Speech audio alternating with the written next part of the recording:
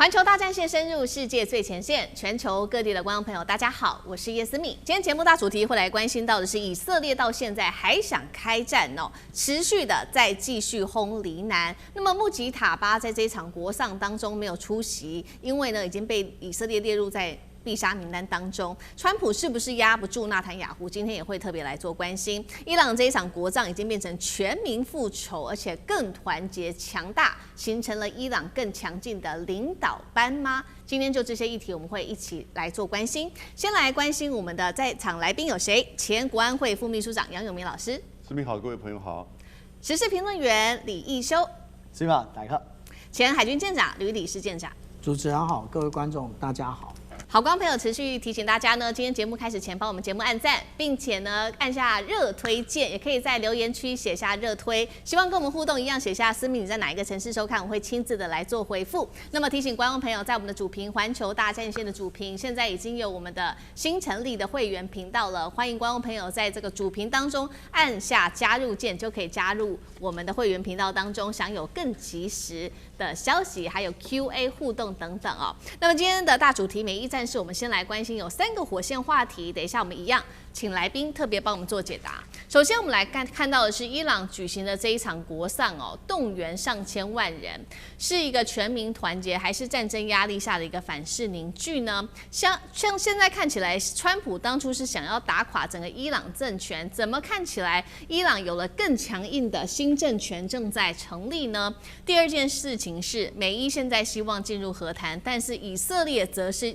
另外一頭持續的轟炸黎南，甚至釋放會對伊朗進行斬首的訊號，這是刻意要破壞這場和談嗎？川普說，接下來他會讓納坦雅胡知道誰是老大。這句話是什麼意思呢？川普會對這個納坦雅胡祭出更激烈的手段嗎？這是第二個問題。最後，今天也會來關心到有關於荷姆茲海峽的動態了。英法艦隊準備要進入荷姆茲，說是要在當地護航，但是面對伊朗還是如此的強硬，英法真的敢在荷姆茲海峽硬碰硬進場嗎？因為事實上是連美國都不敢的。英法的下一個舉動，我們會持續的來做關心。當美國正在歡慶國慶，我們看到是伊朗的街頭現在可以說怒火全面的升溫了，大批的民眾湧上了街頭。現在呢，根據官方統計，大約這一場國喪，也就是這個穆吉塔這個哈米尼哦，在這場美伊戰事當中被空襲的這位重要領導人呢，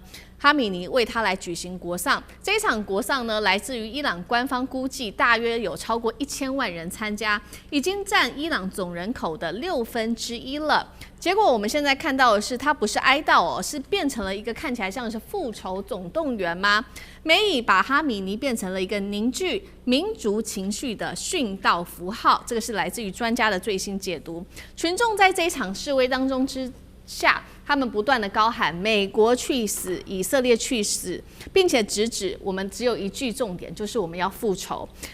我們也來看到說，在此刻呢，沒有想到川普還是繼續的火上加油。他怎麼說這一些參加國葬的民眾呢？他認為說他們也許只是假哭吧，並不是真的這麼的傷心。這句話一出來之後，伊朗大使是立刻反擊，批評川普說，你沒有文明，你沒有歷史，你更是沒有榮譽感。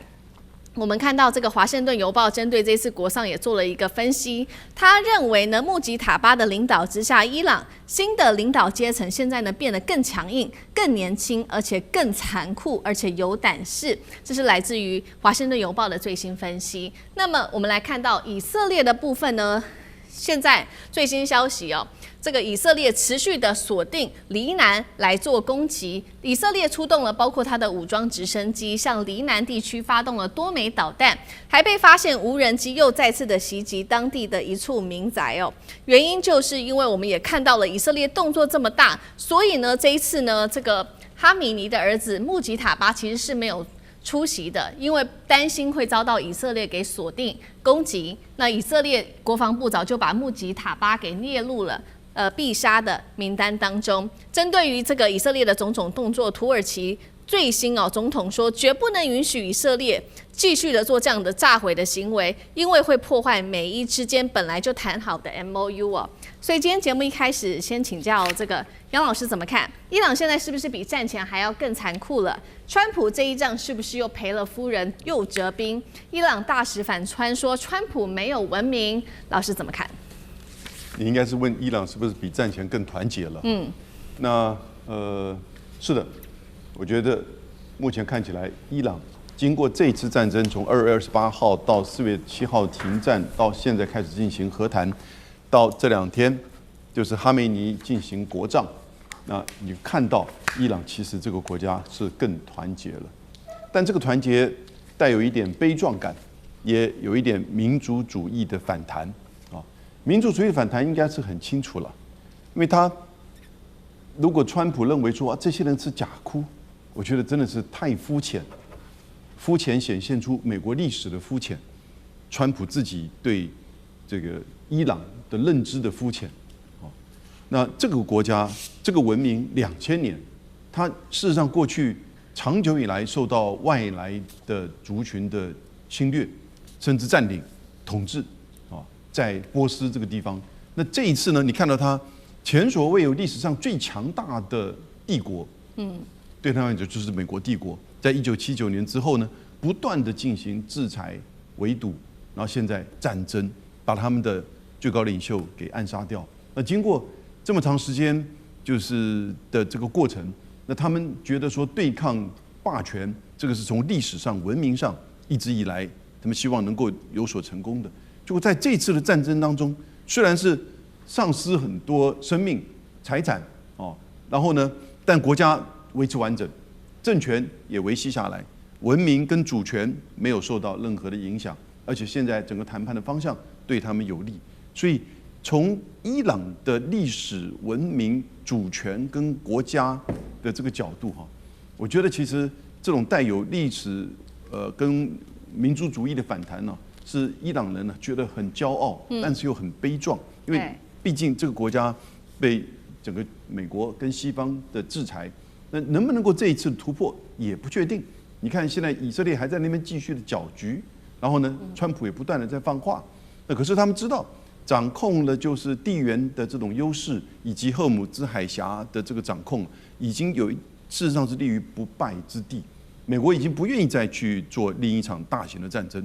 所以呢，在談判上面當然對他們有利，可是我覺得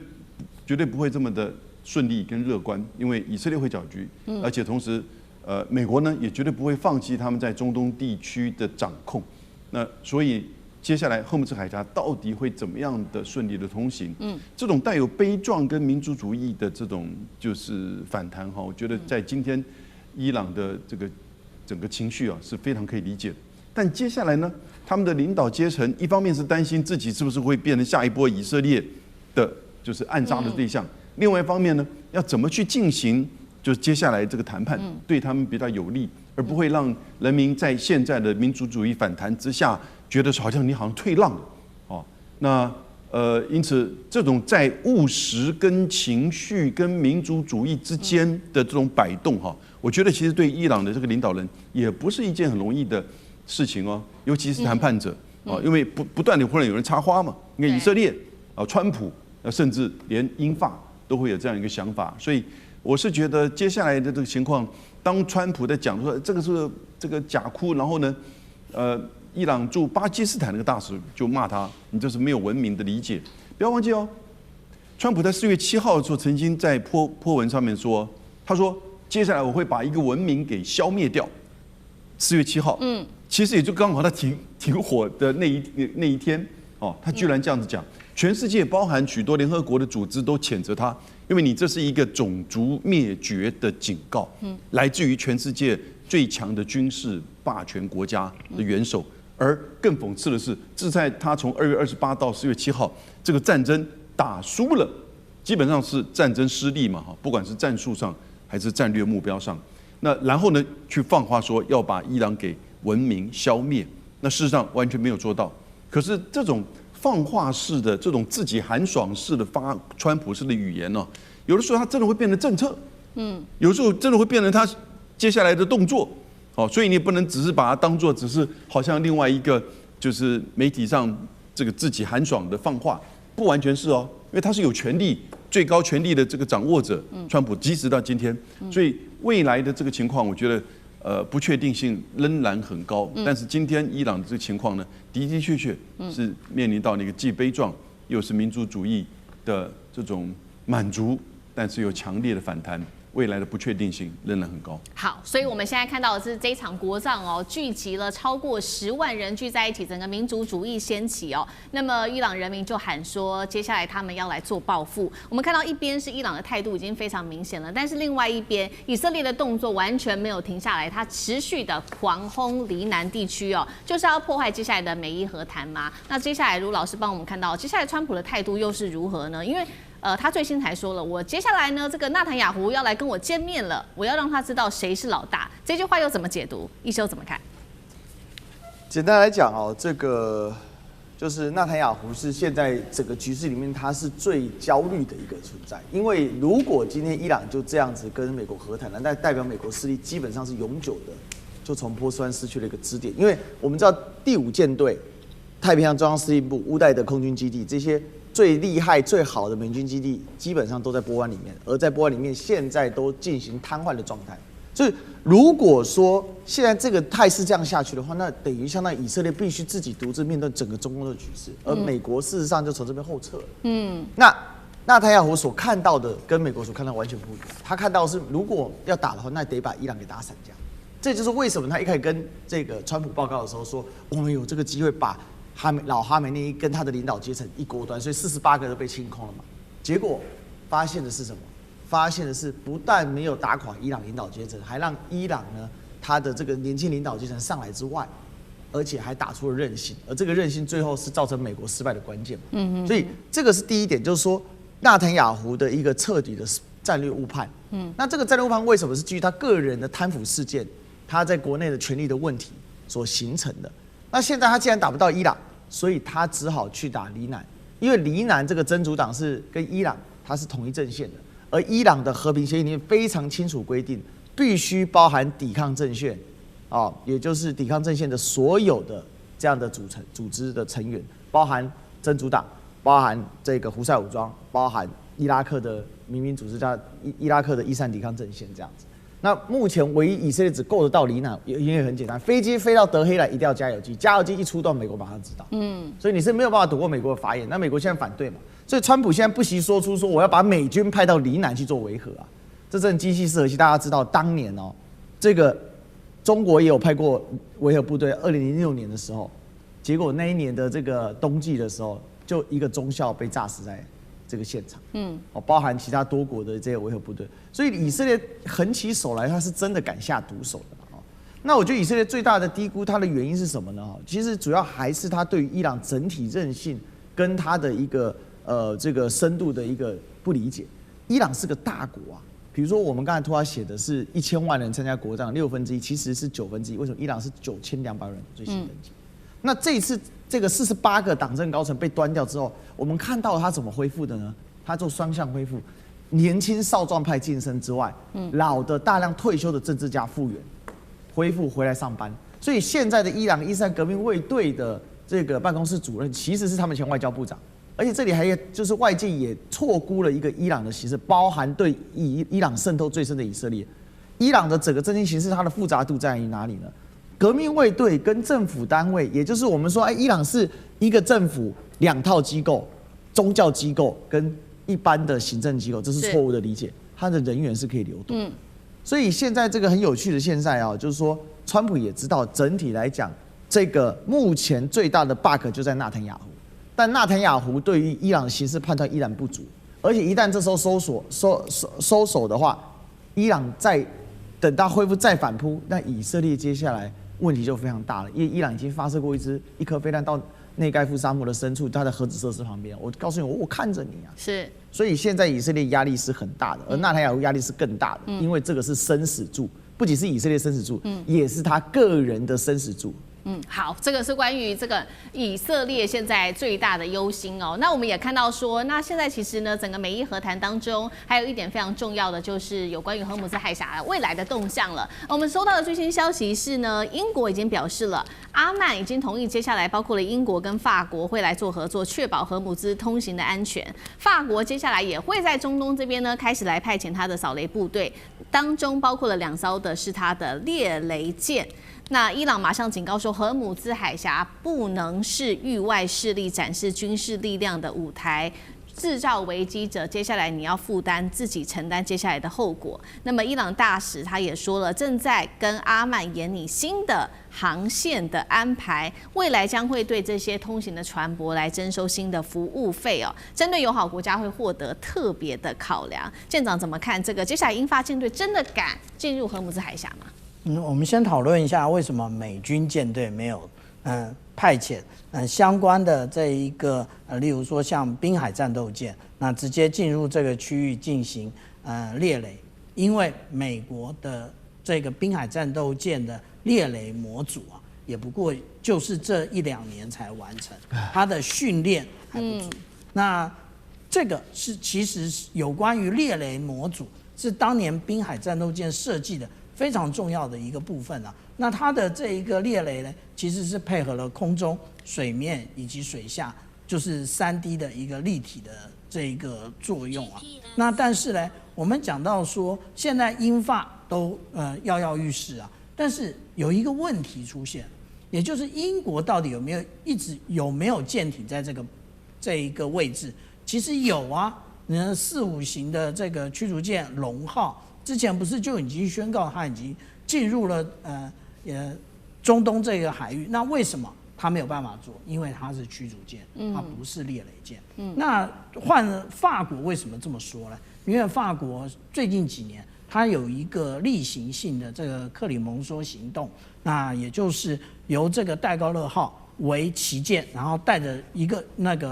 編隊直接的前往那個中東以及亞洲。那他可能就是順便而已。那為什麼沒有人願意主動來做呢？其實有一個國家曾經被美國點過名的，那個就是日本。日本是真正有這個實力的。為什麼這麼說？其實有2個原因。第一個原因是日本本身在第2次世界大戰結束之後，因為它被盟國在各個的這個海岸部署了非常多的水雷，那他自己要來除雷，所以他累積了非常多的一個經驗。那第2個，也就是我們現在所謂的這些獵雷艦，它其實本身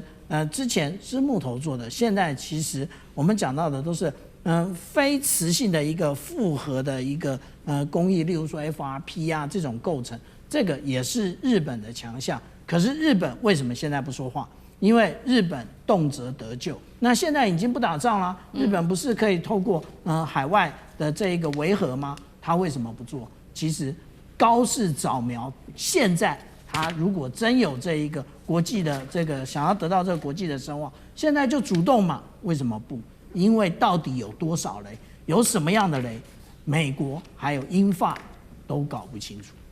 好，謝謝呂艦長。那我們休息一下，馬上回來。觀眾朋友們，我們要開會員頻道啦！因應呢美中、中東還有印太的亂局，你看到的是新聞，我們看到的是背後誰在操控這個世界。加入會員可以取得獨家視角的通行證，你將優先取得更深的觀點判讀，包括了核心真相分析、歷史脈絡拆解、局勢推演邏輯。同時解鎖會員勳章、優先互動權、問題解析、幕後花絮，支持我們制作高品質的影片。點擊下方的加入鍵，一起成為戰友吧！我們會員頻道見。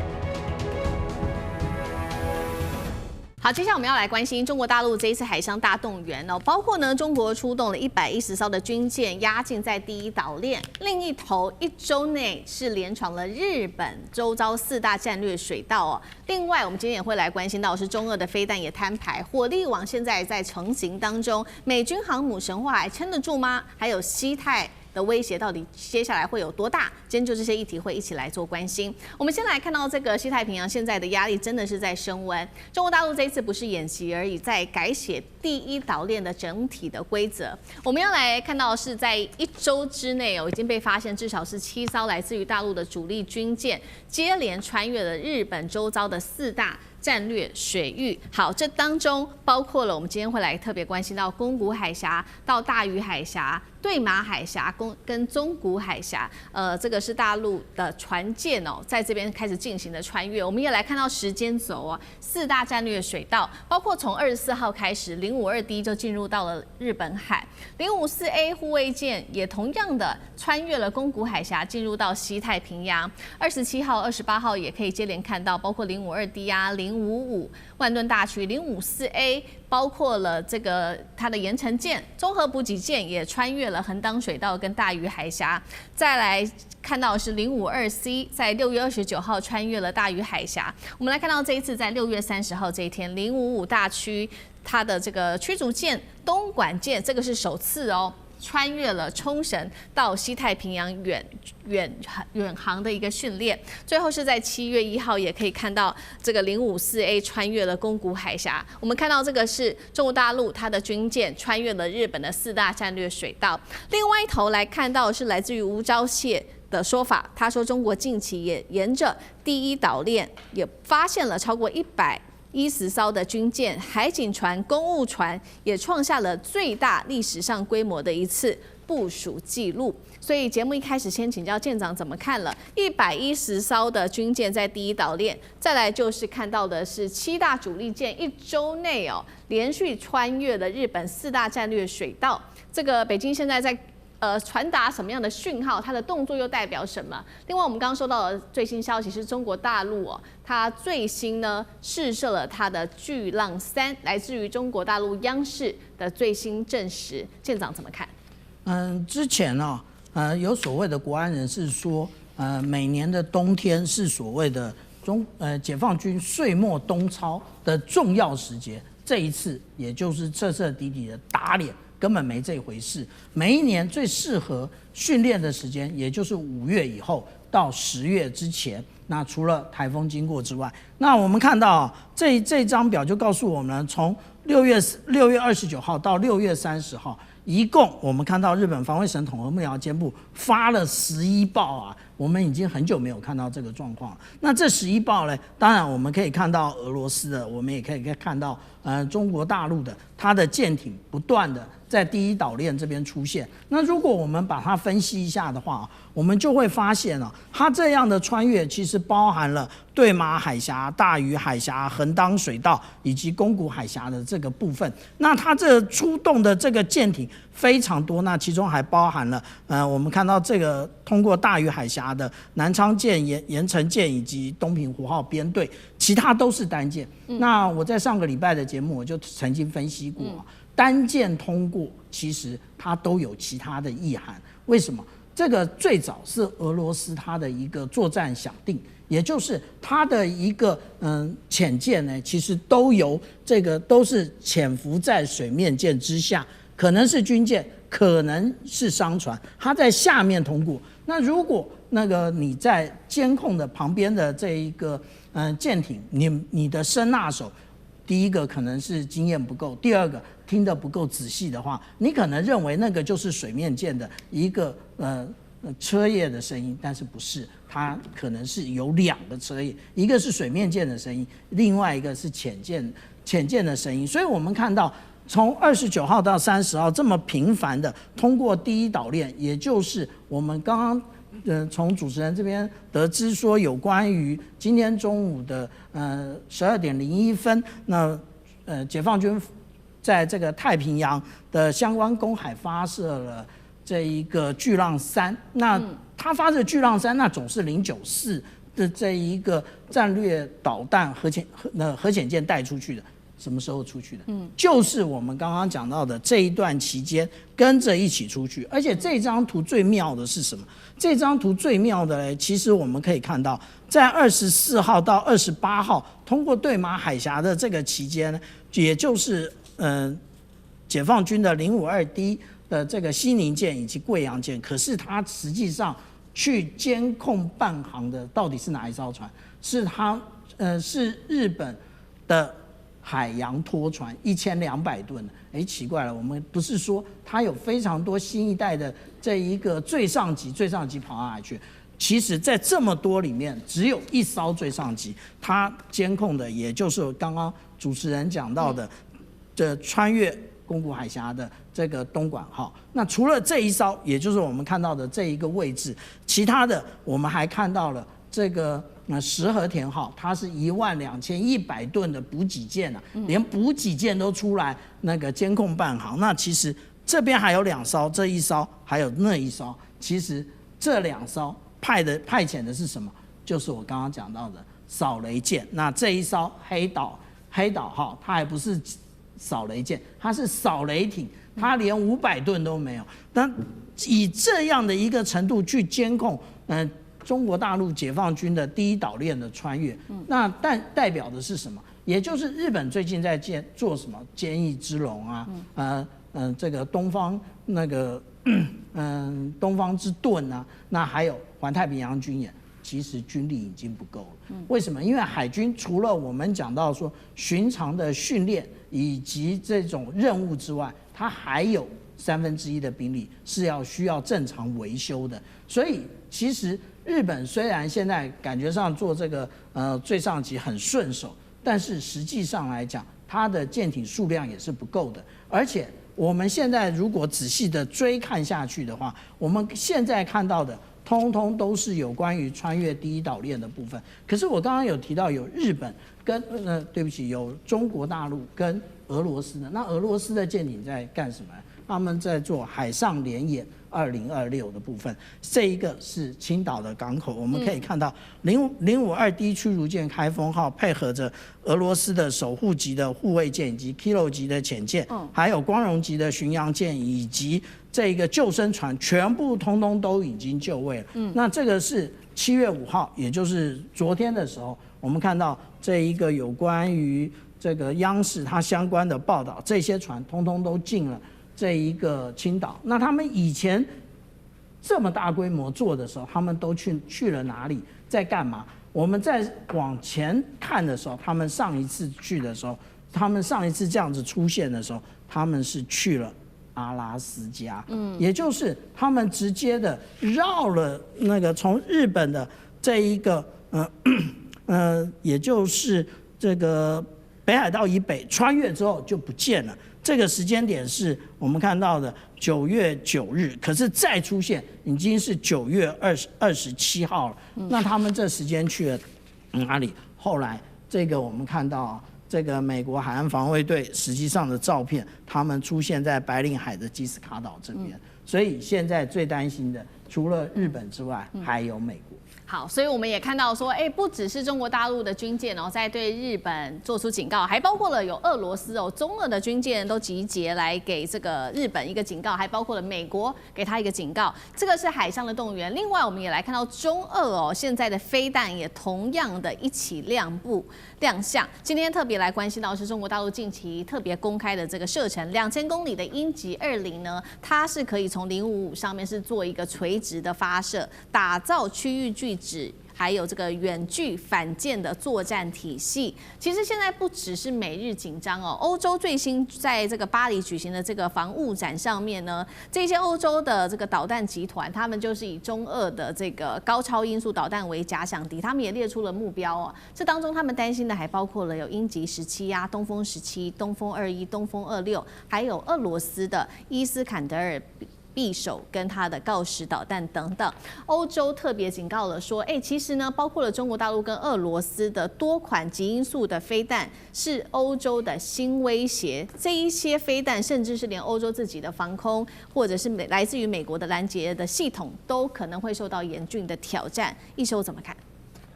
我想現在對於這個歐美來講，它這個攔截要針對中俄，因為中俄就是以這個導彈為做一個核心嘛，那種極音速的，它目前攔截率都是非常的低的。而且呢，重點是它還可以是多種，它是三種不同的位面可以發射，它可以潛射、艦射就是海上的發射，或者海底的發射，那也可以陸基的，那也有空基的。所以基本上這個是一個非常大的一個巨大的威脅啦。那尤其啊，這個第一島鏈目前就是其實是已經實際上美軍的航母都很少會進來，大多數時候啊，我們已經很久沒有看到航母認真講，就大部分時候都從菲律賓東部嘛，從台東外海。那本來這個還通嘛，所以現在呢，我們可以看到常態化的是大陸的這個不管是釣魚船就科研船啊，它針對這個海底的水文這些去做調查。那如果說調查完了，那最大的差別在哪裡？就是潛艦可以完全的非常適性去做部署，加上台灣東部海域它是一個深海嘛，因為它是屬於菲律賓海板塊嘛，所以這個地方變成美軍未來航母要走哪裡，我都很疑惑啊。然後，所以可以看得到說，如果從軍事上來講啊，目前整個線會往前推到第一島鏈跟第二島鏈之間，也就是接着關島跟這個台灣中間這個地方。所以我是覺得現在的狀況就是面對整個這個中國大陸加上俄羅斯的它在這個西太平洋這一側的越來越緊密的聯手，加上尤其是整個解放軍的軍力的一個成長啊，現在整個台灣是完全沒有辦法去介入，不打緊。事實上，你也可以看到美國、看到日本，然後他們有相不同的一個應對狀態。美國是很明顯的不想跟解放軍進行衝突的，所以他其實在政治上他有所退縮，包含不支持台獨啊，9500里外我不來打。另外一方面就是他已經逐步的要把他的重心移轉到關島這一側。就是在關島要擴建嘛，之前說要擴建3萬人，包含家屬可以居住的一個基地。問題關島太小了，因為關島是屬於馬里亞納群島的一部分，這一些火山島它的腹地非常的狹小，而且距離這個大陸又極其遙遠。所以事實上，美國的這個戰略後撤啊，最大的壓力還是給到日本身上。那日本現在高市早苗一拍腦門熱嘛，但是我覺得北京就是覺得很好，你繼續熱吧，反正高市當搞事啊，剛好北京這很有事。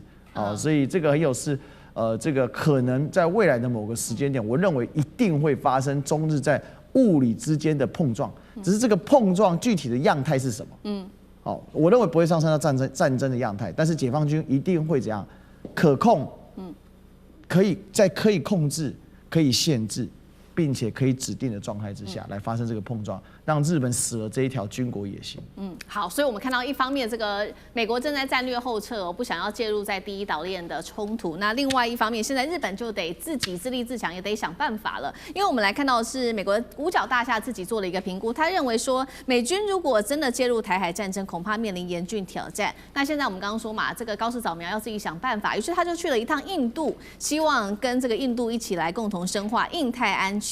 那高市早苗跟莫迪這次談的其實很愉快哦，互相稱對方是這個兄妹。那莫迪還稱她我的漂亮妹妹。我們來看到這個是最新來自於中國大陸外交部發言人郭家坤，他批評說高市一直不斷的倡議所謂新的自由版本的印太，根本是嘴上喊自由，心裡面還是想要對抗。接下來中日的關係會越來越緊張嗎？那西太平洋的主導權，楊老師又怎麼看？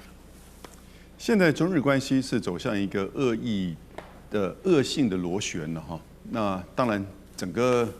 我覺得日本高市的抗中保日的心態做法，其實是最主要的關鍵。但是呢，他完全錯誤解讀現在的中美的情勢，以及整個西太平洋就是實力的展現跟差異。他以為自己增加軍力部署跟加強美日安保，然後呢連結菲律賓跟印度，就可以重續安倍或者是拜登時期的印太戰略。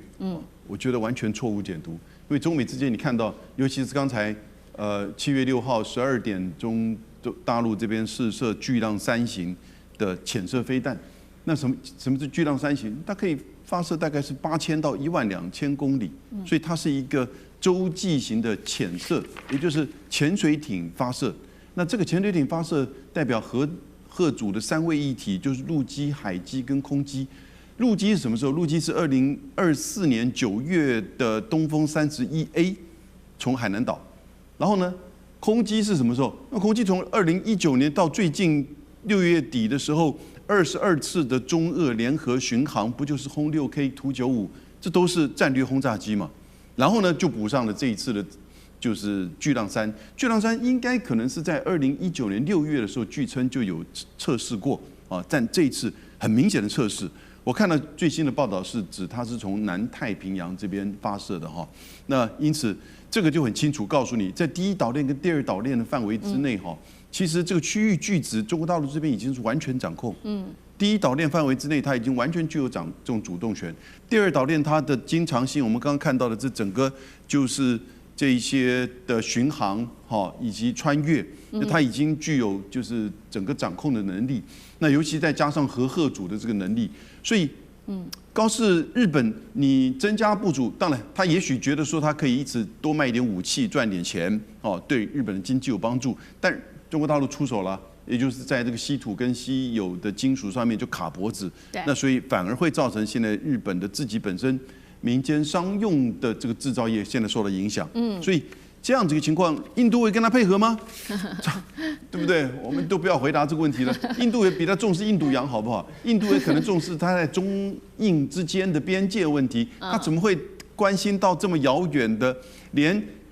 印太總部都改名字叫太平洋總部了，美國人都放棄了，你高士人沒有看清楚呢，沒有看懂呢？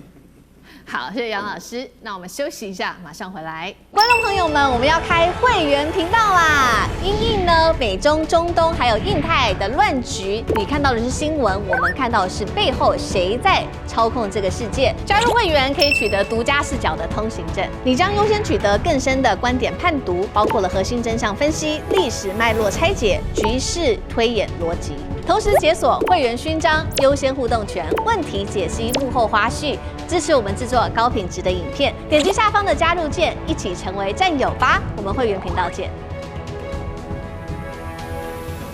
稀土斷鏈，日本要崩潰了嗎？今天會來特別關心到是這一家大企業三菱電機竟然帶頭，現在為了要拿到稀土，我只好拆冷氣來搞回收，真的有用嗎？再來就是富士電機，他們則是靠走私暗道被斬斷哦。中國大陸看到這樣的行為，是立刻斬斷了這樣的一個線。日本會淪為供應鏈的孤島嗎？觀眾朋友可以留言跟我們一起做互動。如果您認為中國大陸的這一招稀土卡關會讓日本淪為供應鏈孤島，留言寫1。如果您認為這個變化呢還要持續的做觀察的話，那我們留言選2，一起跟我們來做互動。我們先來看到這個3個火線話題。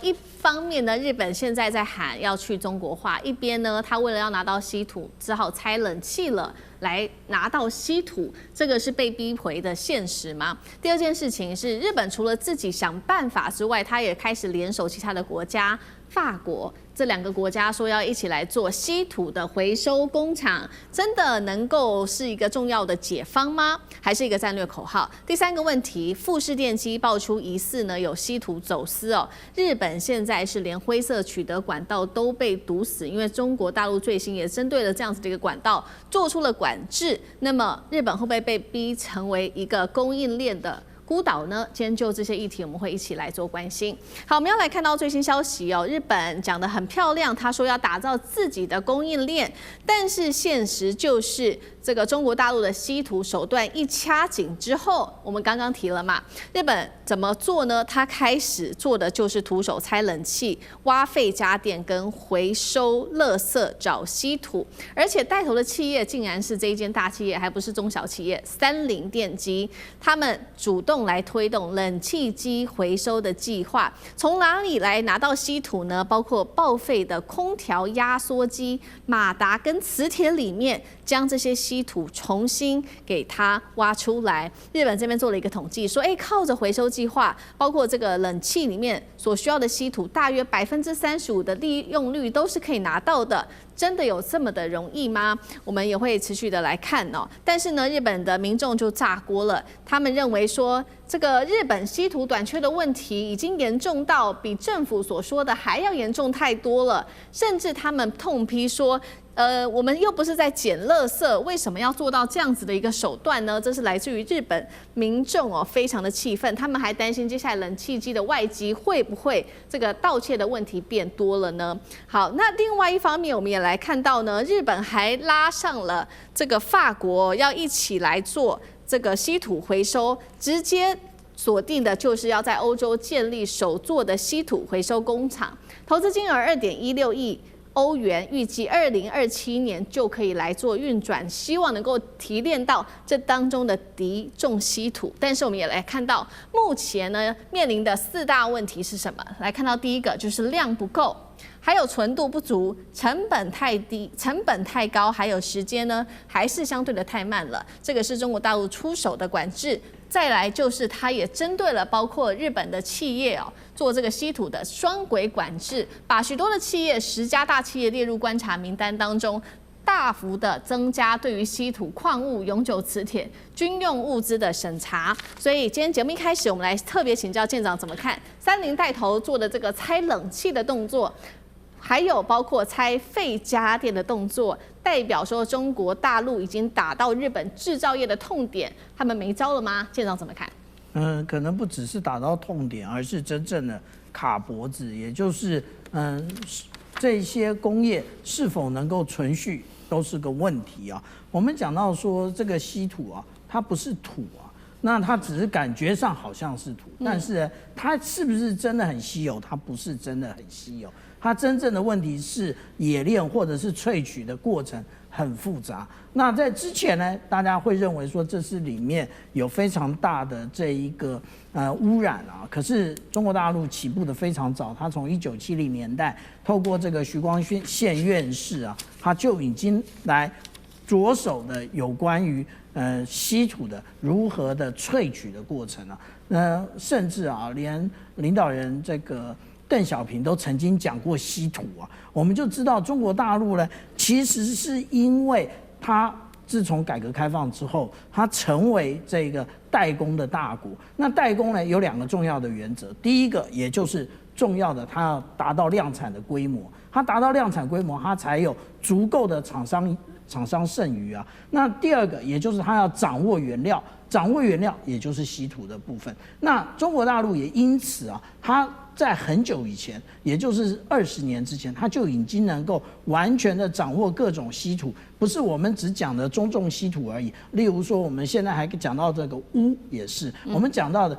6氟化鎢，那我們只講鎢嗎？沒有啊，佛氣也是如此啊。佛氣全世界每一年的這一個產量950萬噸，中國大陸生產多少？590萬噸，也就是1半以上都是中國大陸生產。那我們現在看到那個日本就是想要解決這個問題，第一個他想要回收談何容易啊？他現在去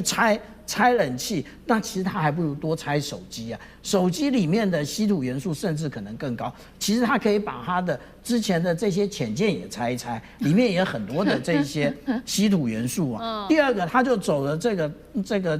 竊盜供應鏈啊，你用偷的啊。那其實還有第3個啊，也就是到這個遠的要命的國家去要。那也就是他之前去找到哪一個國家？找到蒙古啊，他找到蒙古說：“我們是不是可以供應啊？”蒙古也同意啊。但是當王毅外長到了蒙古之後，這件事情就黃了。為什麼？因為他不要忘記啊，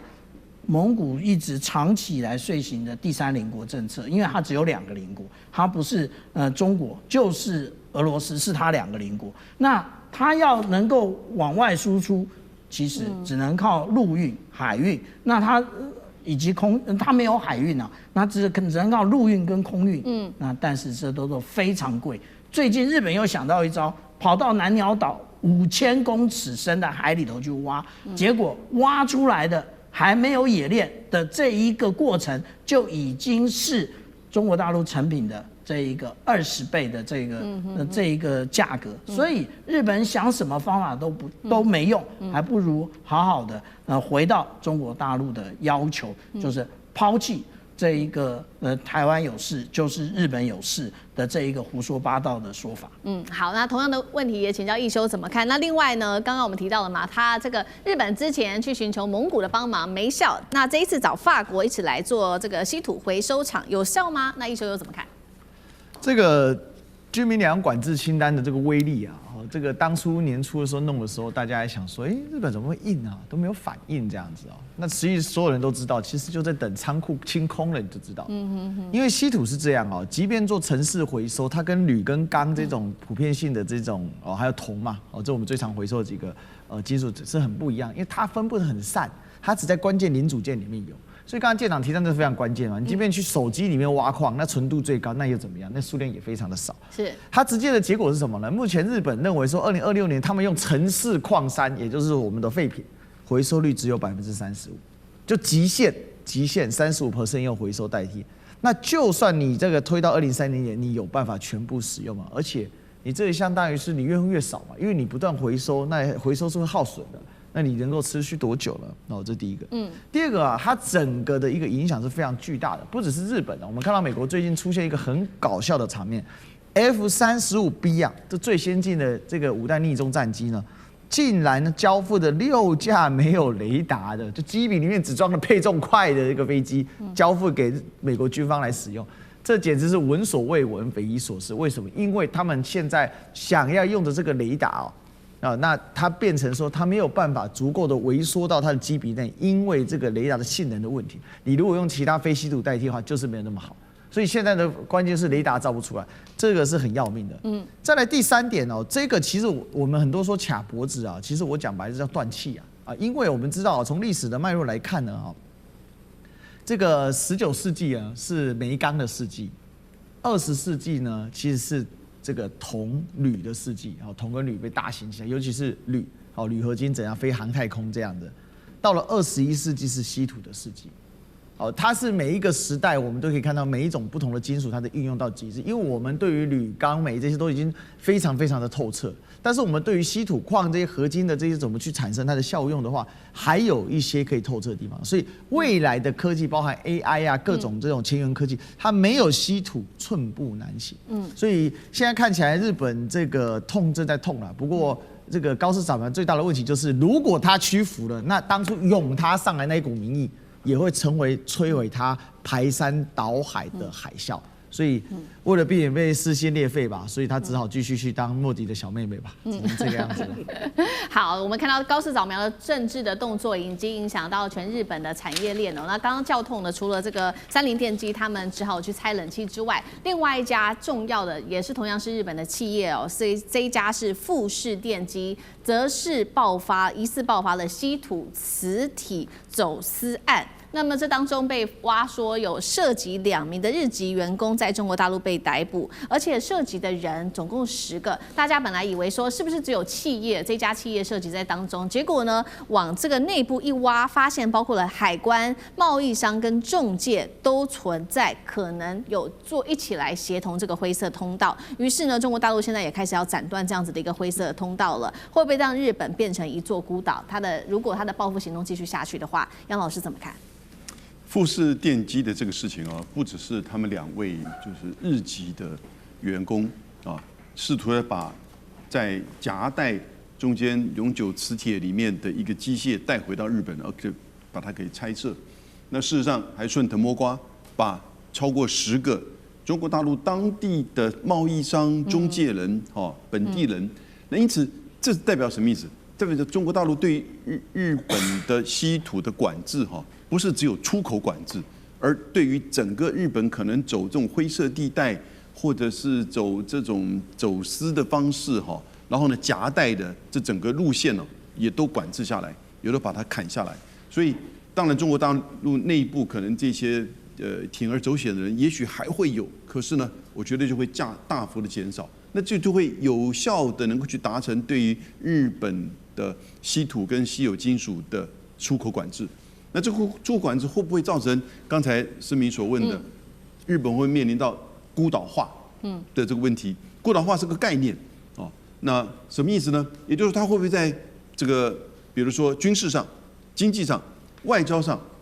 變成一個單一的，因為要去對中國大陸的這個政策，就我講的叫抗中保日，然後呢，別的國家開始這個跟它保持距離。目前看起來，它在稀土層面3個作為。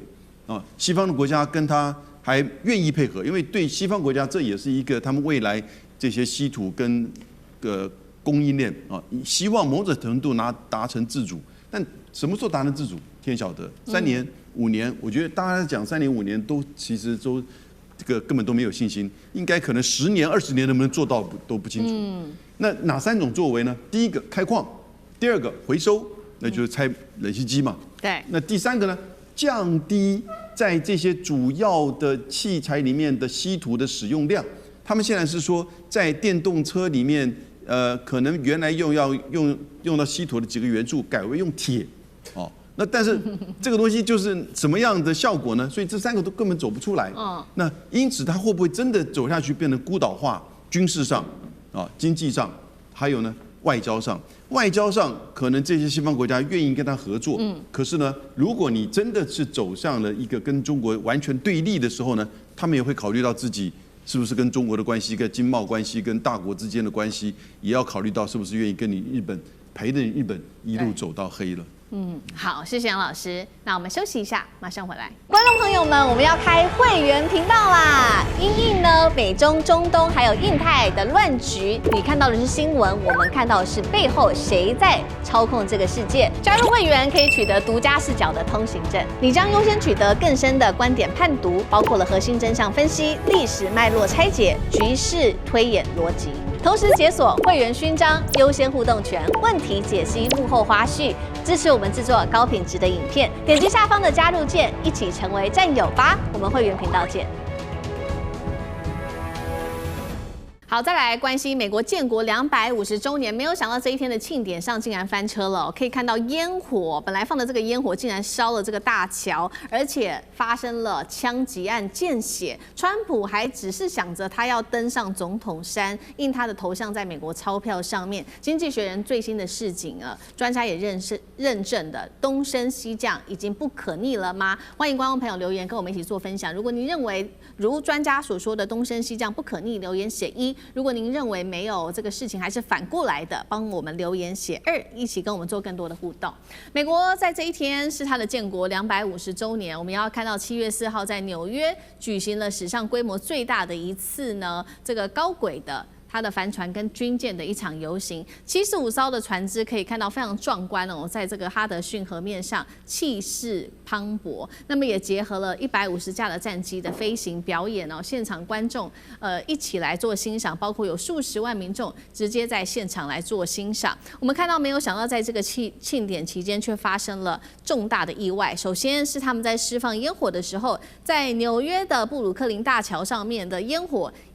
因為呢疑似引燃哦，發生了火警。再來就是第二個意外，是在康尼島哦。這個康尼島是位在布魯克林這邊的康尼島國慶夜，竟然發生了槍擊案，造成了8人受傷，還有這當中還有4名小孩。那大家就在看說這麼多的意外，但是呢，川普現在他最想要做的事情就是希望將自己的形象刻在這個總統山上面，這是他現在希望能夠做的事情。另外呢，他希望250元的美鈔上面能夠有自己的頭像。怎麼一回事？這個250週年的慶典，楊老師怎麼看？就表示說，美國這個世紀霸權哦，其實你現在進入到250週年紀念的時候，你卻在一個國家象徵的這個煙火上面發生就是失火的事件。那同時呢，也顯現出美國政府在治理之下的社會的這種治安的問題。在國慶夜當天8人受傷的槍擊案，那然後呢，川普總統呢作為國家領導人，卻只是想着他的這個永久的政治圖騰能不能夠留下來作為歷史的這種所謂的 legacy，也就是在鈔票上或者是在這個總統山上面能留下川普的名字，因為在華盛頓的甘乃迪中心已經把川普的名字給拿掉了，他總是要在哪個地方留下來他自己的標籤，所以這個國家的領導階層、精英階層哦，而面臨到我們剛才講的，他其實在伊朗戰爭已經失敗了。伊朗這個戰爭，美國人花了多少？1133億美元就打這個戰爭，失敗的戰爭。而從2001年的反恐戰爭打到現在，美國人花了14兆美元在打仗。幾乎沒有一場是贏的，那大概對伊拉克吧。那事實上，伊拉克的現在的掌控比較偏向伊朗。那所以實際上，美國當然他對中國大陸、對全球的貿易戰也是輸的。科技戰，也許他還維持一點點所謂的先進科技，或者是 ASML 的這個光刻機的這個先進，但能夠多久呢？天曉得。所以事實上，當美國現在面臨到他自己本身慶祝他250週年。他自己都沒有那種底氣，說我還可以繼續的維持這個世紀霸權多久的時間？因為整個看到美國的整個政治、社會、經濟、科技到軍事的走向，其實真的是開始在做所謂的衰退的管理，而不是在做成長的管理。好，所以美國的衰退，另外一方面是不是可以看到東升西落呢？等一下我們會持續來做關心。那現在也看到美國內部的幾個警訊，我們也把它特別列出來。尤其是現在也有半數的年輕人他們在抱怨說，現在經濟實在太差了。所以最新統計，半數超過這個是30歲以下的年輕人，他們是跟父母同住的，因為經濟的壓力太大，是較前一年暴增了超過12%哦。一半的民众他們甚至認為美國夢已經消失了。還有民主學者直接給美國的民主制度給低這個等級，還有呢，川普的大而美法案現在也被批評了，最大的受益者就是這一些高收入的有錢族群。美國到底出了什麼問題？一休怎麼看？制度絕對是美國問題的一個很重要的一個要點啊。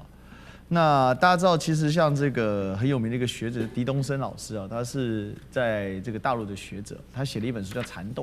他就在講這個東升西落。然後，並且提到這個制度裡面還有這個中美之間的競爭哦。最近呢，在大陸掀起相當大的一些討論啊。那我覺得制度為什麼會是現在這個討論要點？我們分3點來討論好了。第一個呢，美國過去的制度之所以成功，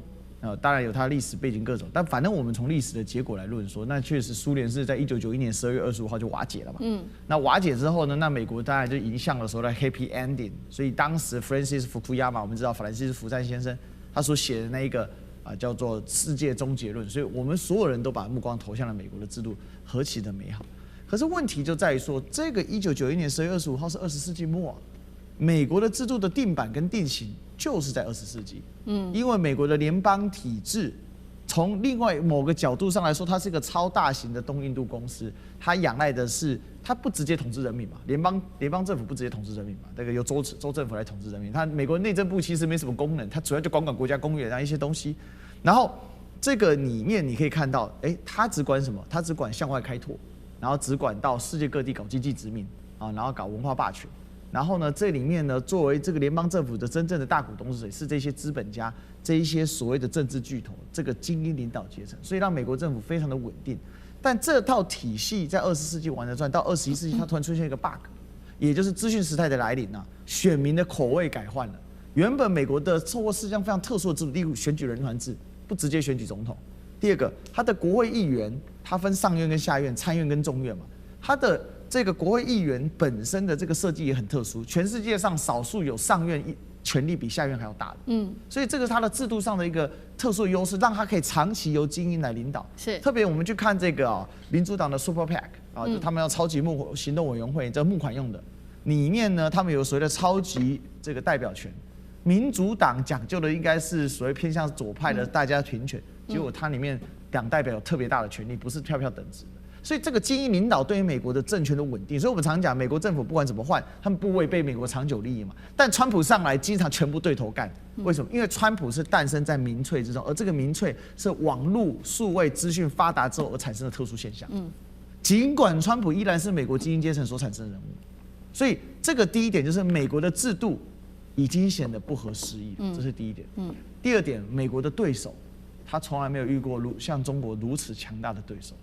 所以中國制度特別是在哪裡呢？就是穩定。中國在1979年之後，它的這一些政治的問題逐步到一個段落，並且恢復了國際的關係，包含跟美國的建交嘛，就是中華人民共和國跟美國的建交等等之後，它進入一個非常長足的一個這個外交的穩定時期。而且呢，隨着5年計劃，現在叫做5年規劃的推進，穩定成為中國大陸崛起最大的一個它的一個基地。所以這是它的制度上的優勢。儘管我們可以批判它各種東西不民主、沒人權、沒自由，但在美國，你也覺得真的民主、人權、自由嘛？如果你沒錢的話，你也沒有民主、人權、自由，對吧？你當不了華爾街之狼啊。那這第二點，第三點呢？這個在美國設計的體制之下，而中國大陸成長了起來，這是什麼？就全球分工體系。因為1991年之後，美國就徹底放鬆了，它不再搞技術壁壘，不再搞技術管制，不再搞工業為本、金融為輔這個政策，也就是它脫實向虛了嘛。所以它全世界上到處大水漫灌，到處找低的这個生產元素，制定全世界的位階，它是核心國家。這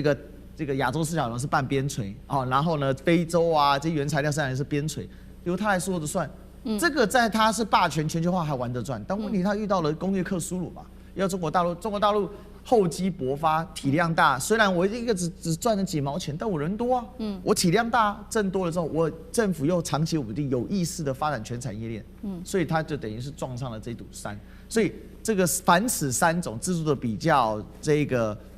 挑戰者的出現，還有這個現在所面臨的一個這個碰撞，其實很呈現出來的，這個才是為什麼美國人民對於它的制度，全世界對於美國的信仰崩塌，這才是根本。好，所以呢，我們就看到也是同時在此刻呢，這個《經濟學人》就給出了一個這樣子的一個評論。他說，美國雖然是在經濟、軍事、科技都是全球領導地位，但是呢，它的這個全球的領導性也在快速的下降當中。那國際體系是由單極現在轉向競爭性的多極格局。那麼，另外一位是來自於我們要來特別看到中國的前商務部研究院的學者何偉文，他也說，東升西降就是在此刻。這不是一個短期的現象，是不可逆的。那呂縣長又怎麼解讀？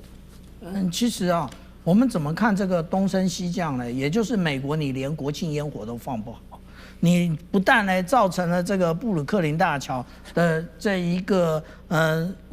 火警事件呢，現在達美航空也有在降落的過程當中被國慶煙火命中啊。那這是多麼危險的一件事情啊！這個也就顯現出來啊，其實以川普為首的這一個執政團隊啊，不但好大喜功，而且呢還是拍馬屁以及小丑所組成的。也就是呢，沒有人說實話，因為沒有人敢逆風，你只要一逆風，你就被趕走。然後呢，另外他們與民主黨之間還充斥着黨爭，而且這個黨爭不是只有黨而已，媒體也是如此。所以我們一天到晚看到這個川普總統一天到晚指着 CNN， 指着這個紐約時報在那邊講 fake news， 其實呢，這只是大家的觀點並不同而已，並沒有什麼 fake news 的部分。那另外我們講到三權分立是怎麼樣在這瓦解的，也就是司法督導無力，然後立法原來是應該要能夠妥協之下，能夠走出一條對國家最好的路，但是不是，是誰只要妥協就懲罰誰，也就變成說，兩黨堅壁清野。